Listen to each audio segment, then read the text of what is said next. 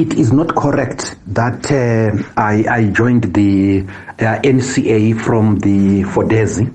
Fodesi, I was a member, yes, because this was a group that was spearheading the writing of a constitution of Zimbabwe, and I was one of the drafters. It was the late Kempton Makamure, Justice Sansole, and myself. We actually produced a document called the Yellow Draft Constitution. It was presented to government, but it was completely rejected. We did not give up. We then teamed up with others to form the NCA, the National Constitutional Assembly. And the National Constitutional Assembly, as you know, was one of the drivers of the struggle for a new constitution. I had passion for drafting a new constitution of Zimbabwe, and when the idea of the NCA came, I was one of the founder members of the NCA. And as you know, the MDC was formed out of three movements: the student movement, the labor movement, and the Constitution movement. I was from the Constitution movement. I also had been in the labor movement as the legal advisor of Zimbabwe Congress of Trade Unions. And I had been employed by the ZCTU, by Morgan Tsvangirai, in 1991, and I started in 1992 to work for the Zimbabwe Congress of Trade Unions. I left ZCTU for private practice, but I had my roots with the ZCTU, I had my roots with the Constitutional Assembly. So I was a member of the MDC from its inception, from its formation. And you will know, some of you will know, the launch of the NCA at the Great Hall at the University of Zimbabwe. You will also know the launch, the discussion about the NCA at the Aquatic Complex in 1999, I think. So the formation of the NCA, I was a founder member, and therefore a founder member of the MDC. When the election of 2000 came after the referendum, Morgan Tsvangirai approached two people specifically, myself and Professor Lavmo Maduku, to continue drafting the constitution of Zimbabwe via the NCA. This constitution, Tsvangirai was going to implement it when he came to power, if he came to power in 2002. That is why Professor Maduku and myself did not go for parliament that year. We were busy drafting the constitution to be implemented after the presidential election of 2002. And for sure, we produced that constitution and we presented it to Morgan Tsvangirai. But unfortunately, everybody knows what happened in 2002. He did not get power. So I was a member throughout. And of course, some people think that for you to be a member of the MDC, you must be its Secretary General, you must be in the standing committee. That is not correct. Those who know me from Masvingo, they know the activities that I was doing in Masvingo. They basically representing the MDC activists who had been arrested in Masvingo, Manicaland, and the Midlands. Thank you very much, Tendai, for that question, and I have a slight correction. I became the Secretary for Information and Publicity of the MDC, not in 2008, but at the Congress in Barberfield in 2011. In 2008, I was elected as the Member of Parliament for Nyanga North. I was one of the few members of Parliament from the MDC to contest in a rural area, and I won that election, I think 8,500 votes to 3,000 votes. It was an emphatic win in Nyanga North.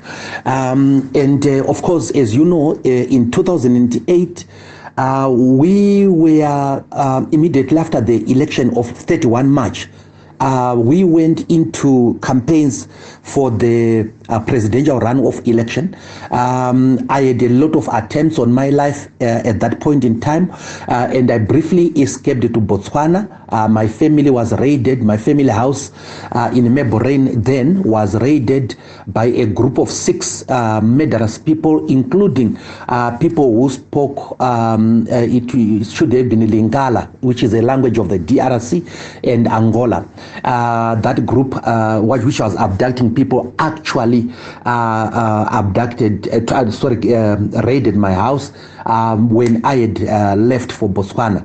They harassed my children, they harassed the maid and so on, but they were distinctively looking for me. When the discussions for the government of national unity started after the election of 2008, and we were sworn in as members of parliament, I think in September or thereabout. I did not trust ZANU-PF. I did not trust the global political agreement the way we had concluded it, because although we were sharing ministers, we were not sharing the bureaucracy. In other words, the agreement did not provide for us sharing the permanent secretaries, the directors in ministries, and so on. And when you are running a ministry, it is not the minister that is running the show, it is the bureaucracy. So if next time we are to conclude any agreement, we will have our eyes open there. We have to share the bureaucracy. What was clear, despite the insistence by Tendai BT and Elton Mangoma, who were my colleagues then, that the Prime Minister had the same powers with the President, it was clear that the Prime Minister did not have the same powers with the President. First, because he was called by a different name. If people are the same in law, if offices are the same, there's no need to change the name. The name will be the same. But also you see from the GPA the subordinate nature of the Prime Minister to the President. But because there had been so much bloodletting, we had lost 300 of our youngsters to this violence murdered in cold blood. Tondera Indira, Beta Chokururama, Godfrey Kauzani, Shepard Jani, etc. They had been murdered in cold blood, and I had participated in the burial of some of them, and this was one of the most difficult moments in my life. But we were then determined to go into the inclusive government to do 3 things. The first one was to improve the economy. Our people were now suffering. Number 2, it was to write the constitution of Zimbabwe. Number 3, it was to stop the bloodletting. So although we were skeptical, although I was personally skeptical, the 3 reasons were compelling, and I'm happy that we were able to deliver. I don't think we should judge President Mbeki harshly at all. He was a foreign head of state who was very much aware of what was happening in Zimbabwe. You will appreciate, ladies and gentlemen, that the power dynamics in Zimbabwe were anchored on the military. So we had the ZANU-PF government that was controlling the military, which had been let loose on the people of Zimbabwe. So the first important thing was to make sure that peace was brought, and this is where President Mbeki played a role. So I think he did well, and we owe him gratitude. However, there were a number of things that President Mbeki did not put his foot down on, and we were quite unhappy with that. The issue, as we consummated the global political agreement, there remained a number of outstanding issues. The issue of the governors, for example, and also we now had an issue the bureaucracy. It was an afterthought on our part, but it was there. There was the issue of the practice by ZANU-PF, keeping on monopolizing the ZBC, keeping on abusing the armed forces, a grip on the control of ZEC, and so on. So although the global political agreement provided for reform, in practice it was not happening. And President Mbeki, in dealing with President Mugabe, adopted a soft approach. Whether this was the correct thing to do will remain to be judged in history. But if we look at what else he could have done, I'm not so sure that whether he had much options there. But we ought to be grateful about a head of state who helped us to achieve peace in Zimbabwe. It was a painful moment. It was a moment in Zimbabwe's history that we will all live to regret. But the AU, the SADC, did well in bringing Zimbabweans together. But we should not lose sight of the fact that the GNU represented an incremental gain in the political life of Zimbabwe. We did the constitution. We improved the economy. We stopped the bloodletting. I think objectively, Tendai Biti did well as finance minister. He was inheriting a very, very bad economy indeed. And he did very well. He brought the concept of we eat what we kill. And tried to implement the policies that were crafted. Of course, he did not have much space under those circumstances. It was very difficult to work with President Mugabe. You will remember that this was the period where the revenue from the diamonds was not being remitted to the fiscus. We knew that there were diamonds in Yadzwa. We knew that there was revenue coming from those diamonds, but we had the constant complaint that this revenue was not being remitted to the fiscus, and therefore it did not give us enough financial space. The MDC did very well in the inclusive government. We had I was heading the constitution making process, and it was really, really difficult. I was jailed for 27 days. The real reason being that I had crafted a clause that disqualified Mugabe from standing for elections again as president. That clause was discovered by Jonathan Moyo and company, and all hell broke loose, and we were harassed by the government. So it was a difficult moment, but it was a moment to be lived. It was a moment where, as the MDC, we had to stand up. We were not crybabies in the inclusive government, and we kept on fighting, and we kept on winning a few things. Of course, we did not win all that we really wanted, especially in the constitution. But yes, Tendai Biti did well. The MDC team did well. Dr. Tapua Mashakada was Minister of Economic Planning and Development, did very well in that area. Then we had Paulina Mpariwa in the Labor and Social Welfare Ministry. She did commendably well. So our ministers did quite well under the circumstances. But yes, it was an authoritarian government.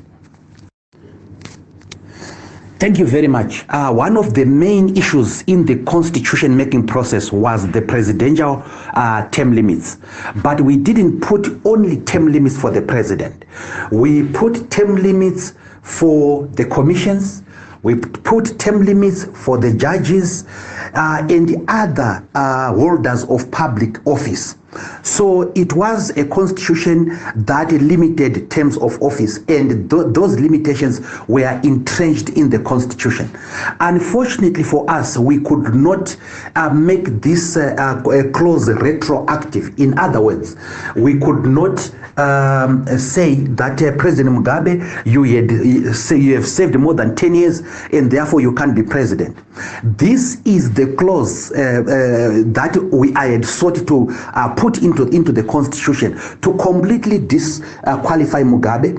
But as you know, I was overruled. As you also know, that it became the sender of a great dispute. And those who have watched the Democrats see a scene where Alex Magaisa, who was our technical advisor, handing me a phone. That phone was coming from Morgan Tsvangirai, the Prime Minister, asking us to relent on the term of office of the president operating retroactively, because the ZANU-PF was threatening to walk out of the constitution-making process.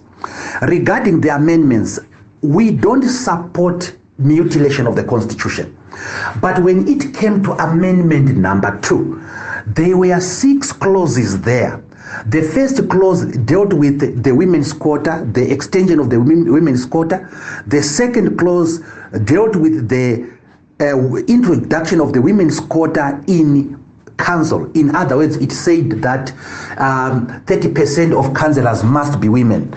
The other clause dealt with the introduction of the youth quota, and then the other one dealt with devolution. The last 2 were the more contentious one. One dealt with the issue of the running mate, scrapping the running mate, and the other one was the extension of the term of office of the judges. And history will show, and if you go to the Hansard, you will see my arguments in the Senate against the 2 clauses, the removal of the running mate clause, as well as the extension of the term of office of the judges.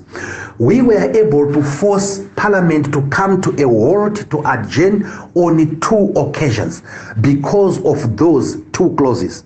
But at the end of the day, the system is that you vote either yes or no for everything in the bill. And this, all of these things were contained in one bill. 4 clauses that we held dear. First, the women's quota. In the absence of a 50-50 provision, the women's quota is the next best thing. So we supported that.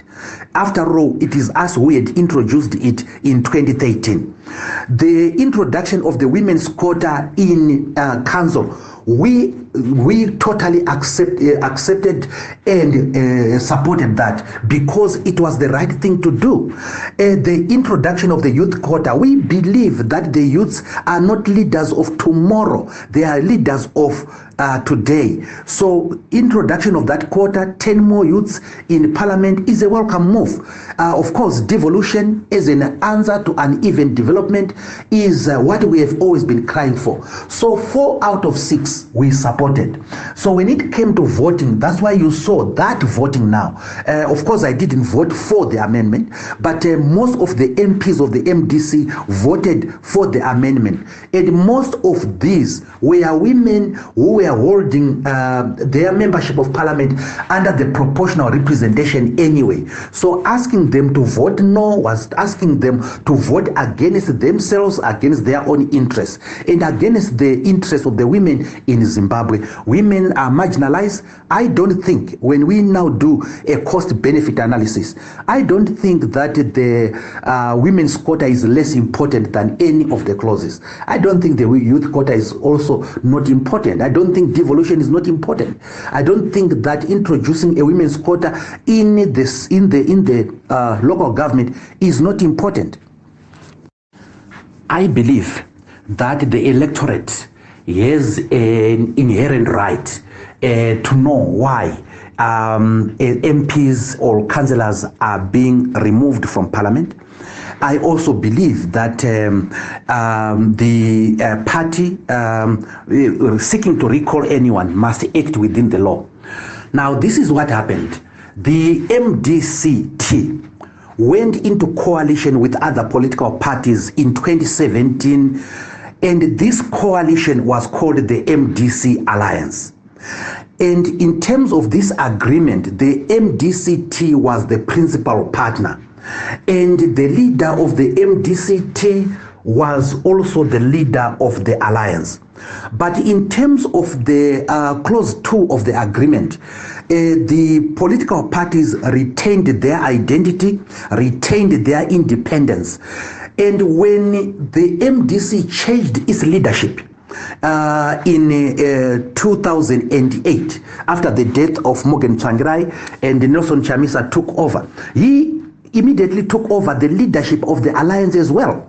Now, when the election took place,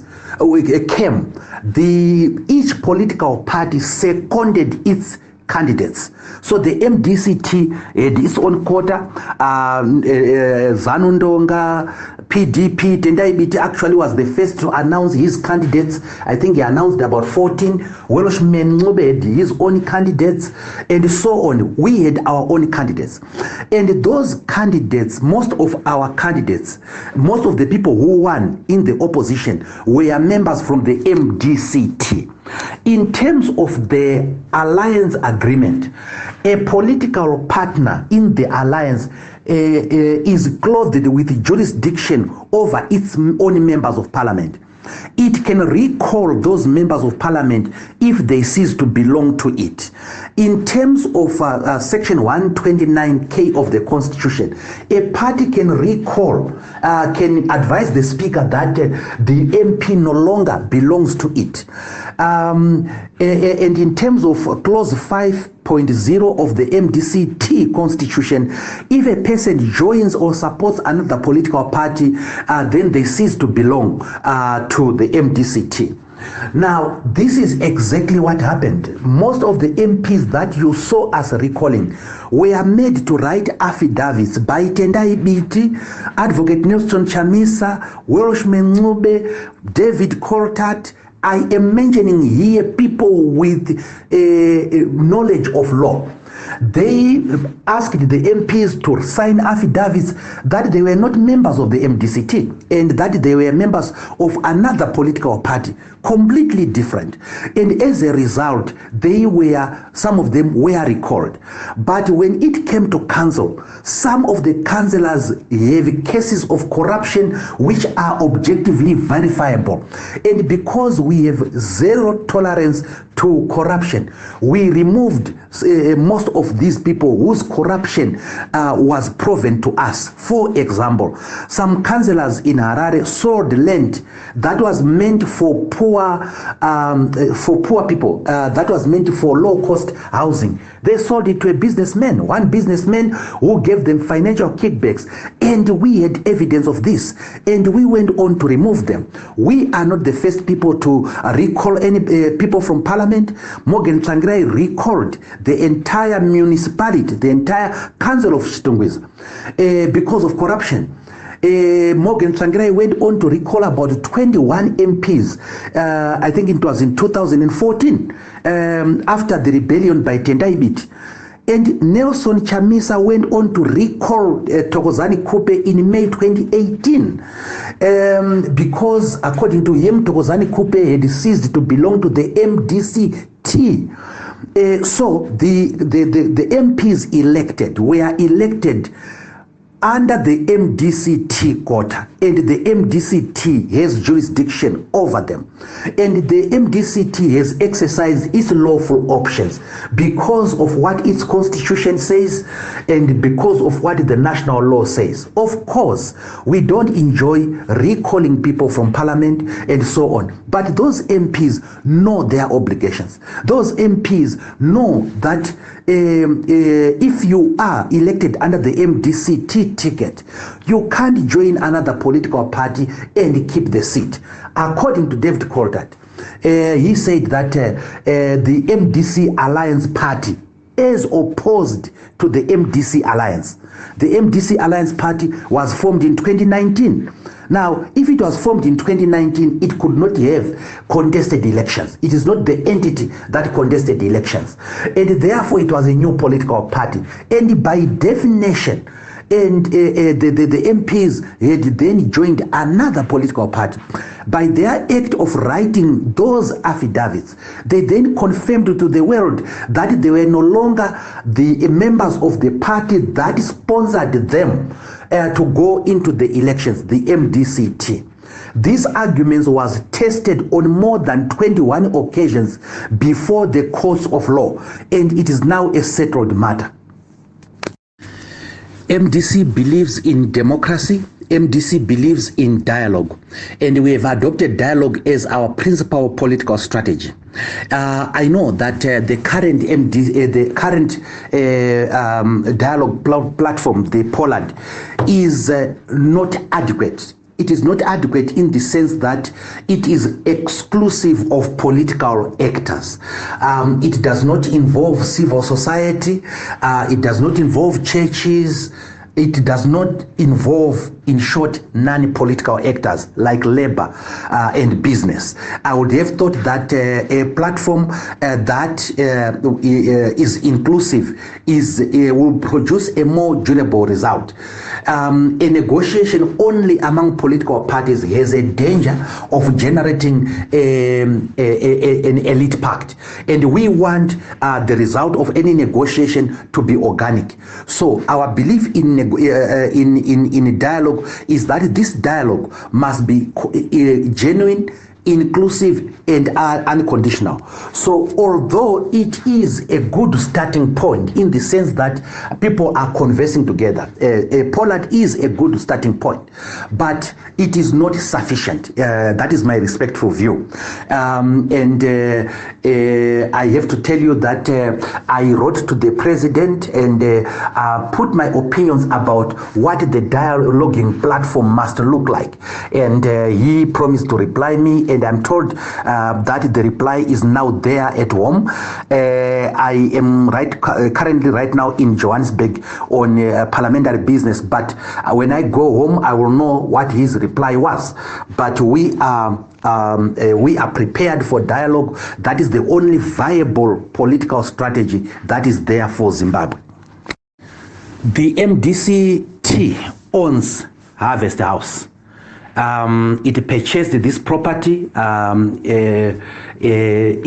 the early 2000s pursuant to a resolution that came as a result of a motion by Sekai Holland in the National Executive. So it is owned by the MDCT. No other party owns the Harvest House. Those who were saying they own the Harvest House failed to prove their case before a court of law. We had all the documentation. It is not correct that I have a soft approach to ZANU-PF. Certainly not correct. But the type of politics that we need to initiate is the type of politics that leads to a different result. And for you to be an effective opposition leader, you don't have to insult the other party. That is the politics of the past. We have now started a new politics. We want to get rid of the politics of hate, rancor, acrimony, violence, and replace it with the politics of rational disputation. In other words, we must be able to differ respectively. We must be able to differ without being unpleasant to one another. So our belief is that we will be an effective opposition. We will be a strong opposition, but we also have to be a responsible opposition. For example, where things are objectively correct, we must support them. I supported the vaccination program relating to the COVID-19 pandemic because I believed myself and the MDCT believed that this was an international and national pandemic that had to be depoliticized completely. So you saw us cooperating with that national program because it was the most responsible thing to do. You also saw that when we went into Parliament relating to the Amendment Act, we were not happy about the two clauses, and we said it out in Parliament against the government. So our approach against ZANU-PF, our approach against the government, our approach against anyone in this country, including Mr. Chamisa's party, is that we are not unpleasant, we are not necessarily unnecessarily rude, but we approach people with issues. So the people of the MDC who continue to give me national positions know where I stand. I stand with the members of the MDC itself. They elected me spokesperson in 2011. They elected me the Secretary General in 2014. They elected me president in 2020. When they elected me president in 2020, I had run that campaign on the basis that we needed to change the politics. The politics of Zimbabwe is toxic. If you go to the social media right now, if you go to Twitter, people are spending so much energy against one another, and very little energy is being spent on issues. We want to be issue-based. We want to be civil. We want to differ in love. And we must realize that those who are members of MDC have the right to exist.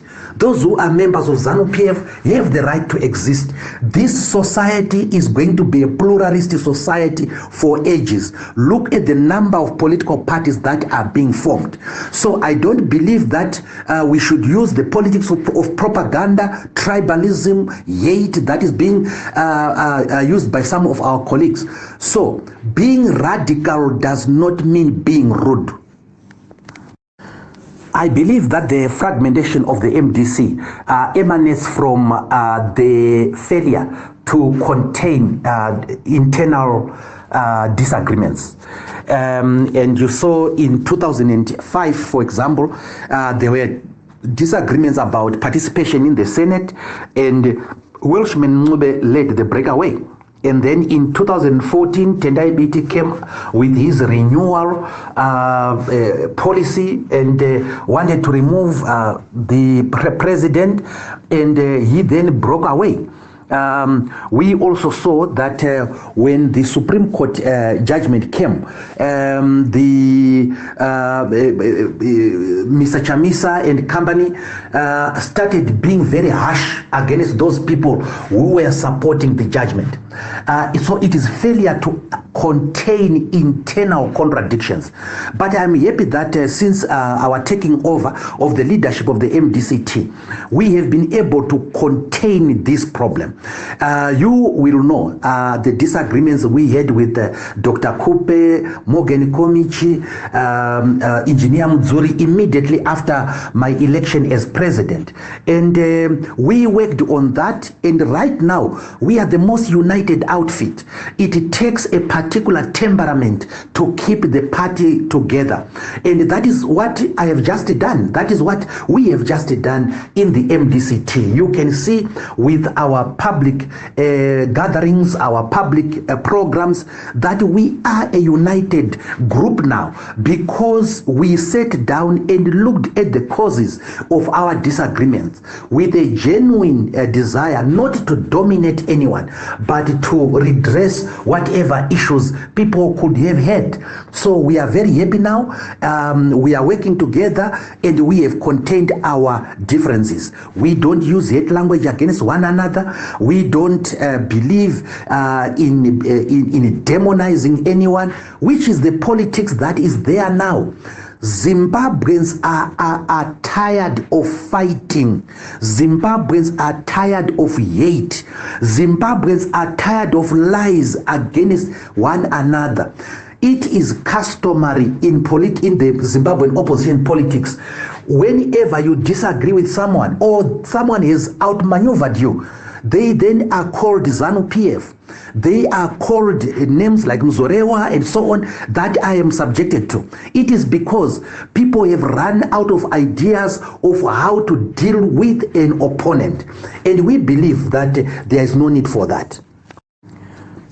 I am on record that we are prepared as the MDCT to engage anyone, including members of the opposition, in dialogue. That is why we have said that the dialogue must be inclusive, genuine, and unconditional. What I have noticed is that some of the political parties have said they are prepared to dialogue with the ZANU-PF on a condition that Mr. Mwonzora is not there. Now, that's not fair. That is not something that we expect from serious political leaders. At the funeral of the late Senator Mpanapasi, I met Advocate Chamisa, and I spoke to him. I spoke to him publicly, and I said, we have no option but to unite the people of Zimbabwe, number one. Number two, we have no option but to tackle the Zimbabwean problem together. And I thought I was reaching out. And the following day, Fadzai Mahere, Jameson Timber were calling me mad. They were asking for doctors to examine my head. So we have reached out. Others don't want. Others think that they are more important than others, and unfortunately, there is nothing that we can do.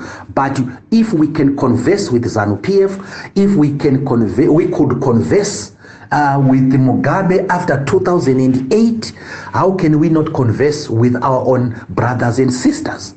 But it is this use of hate language that is driving a wedge between among the political actors in Zimbabwe. The devotion of time on social media, demonizing people as if propaganda has no answer, is wrong. Thank you very much. The question is whether I do have a realistic chance as an opposition to win elections against ZANU-PF. Of course, we do have a realistic chance to win against ZANU-PF. We have won against ZANU-PF before, and we won against ZANU-PF in 2008, following the split of 2005. This puts paid to the argument that where a party is split, where a party is people have parted ways, then there will be no winner in the election. I am on the record of saying that given what is happening in Zimbabwe, our chances of winning the election are 66%. We are going to win 66% of the vote in 2023, everything remaining constant. This is because 76% of Zimbabweans in the rural area agree with our message of dialogue. 68% of Zimbabweans in the urban areas agree with our position on dialogue. 66% of Zimbabweans agree with calls for an inclusive government, calls for a coalition government. So we are within message, and I think we are going to succeed. Thank you very much. The allegations of misappropriation on the part of the Treasurer General, Dr. Tapiwa Mashakada, are not correct. They are false.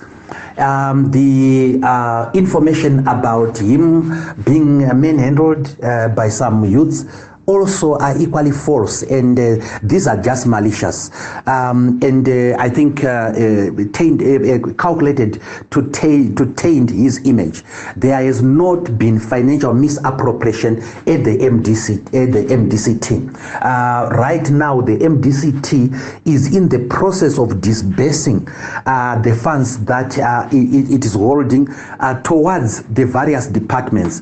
Right now, I can tell you that our workers are being paid right now. Some of their outstanding payments. We are also devoting resources to towards organizing elections and research. So there is no truth in that. And this is just malicious, people who just want to denigrate another. If there is financial misappropriation within the MDC, we will take action against that person, and we are not afraid to take action. But the truth is that there is not such a development. I am with Dr. Mashakada here in Johannesburg at the Pan-African Parliament, and I don't know at what stage the people are saying that he was handled in Harare when he was in Johannesburg. So that is just malicious and has to be dismissed with the contempt that it deserves. Yes, the funds are being audited. The audit has been put in place, and we await them to do their work. It is a resolution of the extraordinary Congress that there will be an audit, and there shall be an audit, and people are going to be given the results of that audit. So it's going to happen. Don't worry about it. And we are committed to transparency and accountability. And one thing you must notice is that as we were going to our extraordinary Congress, some of the competitors became worried about one competitor in particular, and that was myself, because it was clear that I was going to win. As is usual in our politics, you see a lot of dirty campaign, a lot of smear campaign against a winner or a possible winner. This is what was happening. But we have since found ourselves, and we are very, very transparent. Right now, we have devoted a vice president to oversee the finance and administration of the party, and that is Engineer Mwonzora, and he reports to me that he's quite happy about the way the finances are going. Also, the finance and administration committee chaired by the secretary general is doing fantastic work. So Dr. Mashakada as treasurer is overseen by the Finance and Administration Committee, by the President's Office, and so on. So audits are coming, and they will be made public. When there was not a proportional representation legislator, he was a first past the post legislator. That is why he has not been replaced by anyone. His replacement will come via a by-election by the people of Kwazana themselves. But you will know that he is one of the people who signed it and posted the affidavits on social media. I think if he signed his affidavit and posted it on his Twitter account, and as a result of that, he unequivocally declared that he was not a member of the MDCT, and therefore he was recallable. I totally agree with you that the Zimbabwean politics has been characterized by hate, and this hate goes into snowball, into violence, and we do not need this, because the politics of hate does put off many people in Zimbabwe. And as you can notice that the majority of people in Zimbabwe have not been voting. The majority of eligible people have not been voting because they are put off by this kind of politics. That is why we are saying we need to get rid of the politics of hate and replace it with the politics of rational disputation. People must be able to speak to one another and to differ, to contradict one another without calling each other names, without resort to propaganda and unpleasantness. So what we see is that most of the opposition now have inherited the Mugabe politics.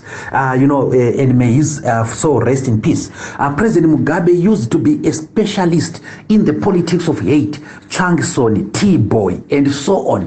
This politics, of course, it is entertaining to the crowd, but it does not lead Zimbabwe anywhere. It is not constructive. We need to criminalize hate and hate language. There ought to be legislation against hate language. There ought to be legislation against people who just say things which they know to be false. And we must make sure that Zimbabwe has a new political culture. In political parties must also have a good political culture. We see that most political parties are weak on political culture. They may be strong on strategy, they may even be strong on structure, but they are weak on culture, organizational culture. Thank you very much for that question, sir. The MPs that have been recalled are in two categories. The first category are those MPs who have constituencies, who were elected using one man, one vote that we are talking about. And these people, we have not replaced them. They will be replaced by the electorate. They will have to be voted for in a by-election. So we have not circumvented the people's will at all. The second group of MPs are MPs elected under proportional representation. These are MPs that are submitted by the party under the party list. So the same party has replaced its list, has replaced people on its list anyway. Take for an example, if you go to Zishavane, Lillian Timvias, for example, was elected under proportional representation, and that proportional representation involved the party making a party list, and that party list was then submitted to the Zimbabwe Electoral Commission. It is that party list that the people on that party list that have been removed and replaced by an amended party list by the same party. So there is no circumvention of the people's will. We think that an election without reforms is a waste of time, and it is a danger of generating the same amount of heat, generating the same amount of disagreements as the previous election. That's why we want to have dialogue, so that we have electoral reforms that guarantee the security of the vote, the secrets of the vote, and the security of the voter. So we need to have reforms come 2023. But talking of the MDCT, we are very confident that we will do extremely well. If you look at the attendances of our meetings, it has been superb. If you look at the programs that our youngsters are doing, it is very good. If you look at our messaging, it is resonating with the people of Zimbabwe.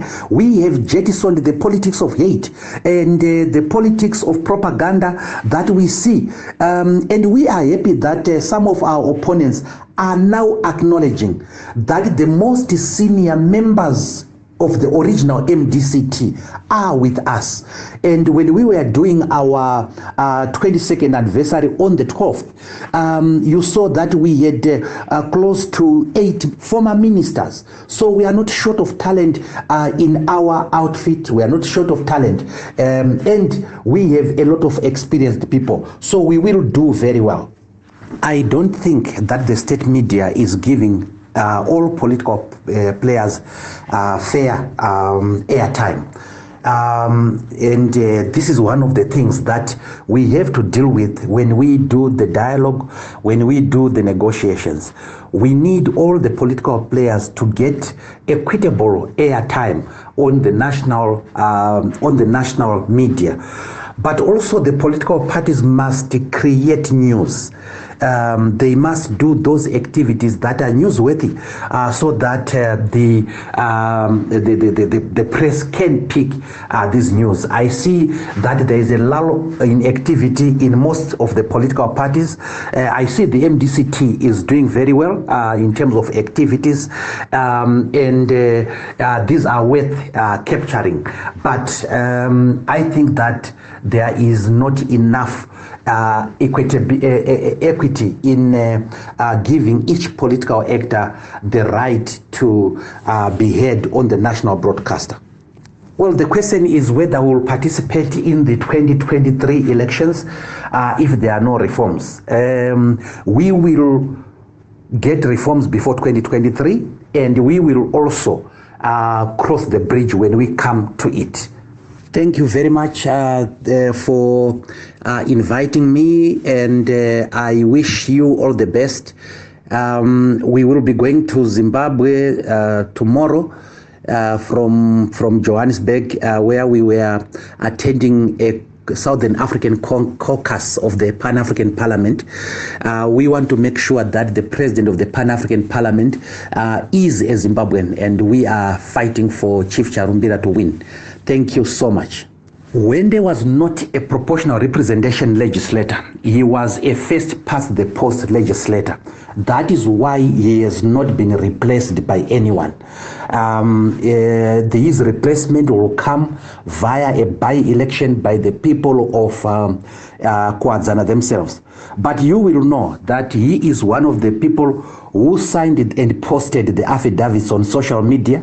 I think if he signed his affidavit and posted it on his Twitter account, and as a result of that, he unequivocally declared that he was not a member of the MDCT, and therefore he was recallable.